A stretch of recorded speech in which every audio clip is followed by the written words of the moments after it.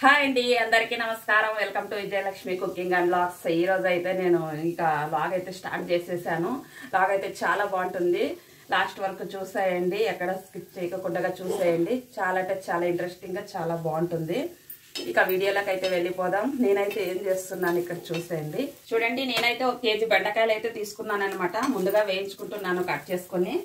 ఇక ఇలా రెండు పెన్నాల మీద వేస్తా ఉన్నాను, తొందరగా అయిపోతుంది అనమాట. నిదానంగా వేగుతాయి కదా ఇవి, అందుకని 2 పెన్నాల మీద వేయించుకుంటున్నాను. ఇక బెండకాయలను అయితే వేయించుకున్నాం కదా. ఇక ఒక కడాయి పెట్టేసుకొని ఆయిల్ వేసేసుకొని ఆనియన్స్ వేసేసుకుందాము. ఇక కాస్త కలర్ వచ్చిన తర్వాత చూడండి, అల్లం వెల్లుల్లి పేస్ట్ అయితే కాస్త వేసేసుకొని ఒకసారి పచ్చివాసన పోయే వరకు బాగా కలిపేసుకోవాలి. ఇక కారము, ఉప్పు, పసుపు తగినంత వేసేసుకోండి.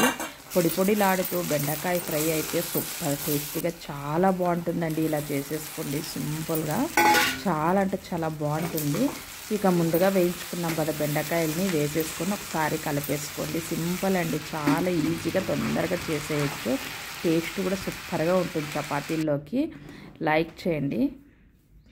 హాయ్ అండి, ఈరోజు చూడండి ఎలకపండుతో జ్యూస్ అయితే చేస్తా ఉన్నాను. ముందుగా ఈ ఎలకపండుని ఇలా పగలగొట్టుకోవాలి. గట్టిగా ఉంటుంది కదా, ఇలా పగలగొట్టుకోవాలి.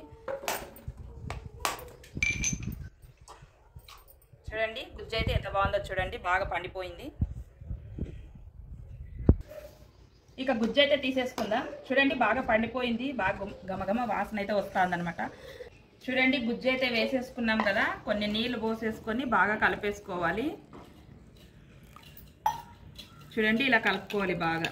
ఇక బాగా కలిపేసుకున్నాం కదా, చూడండి ఇలా గరిట తీసుకొని ఇలా వేసేసుకొని ఇలా ఒకసారి ఇలా బాగా కలిపేసుకుంటూ ఉండండి. నీళ్ళన్నీ కిందకి దిగిపోతాయి, జ్యూస్ అంతా కిందకి దిగిపోతుంది.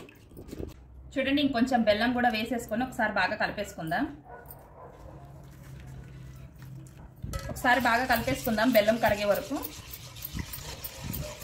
బెల్లం అయితే కరిగిపోయింది, చింతపండు కలర్ వచ్చింది అనమాట, పండైంది కదా. ఇక వేసేసుకొని తాగేయడమే. ఇక చూడండి జ్యూస్ అయితే రెడీ అయిపోయింది. అలా చల్లగాలికి తాగదాం రండి, వెళ్దాం. టేస్ట్ ఎలా ఉంది చూద్దాం. సూపర్, చాలా బాగుంది.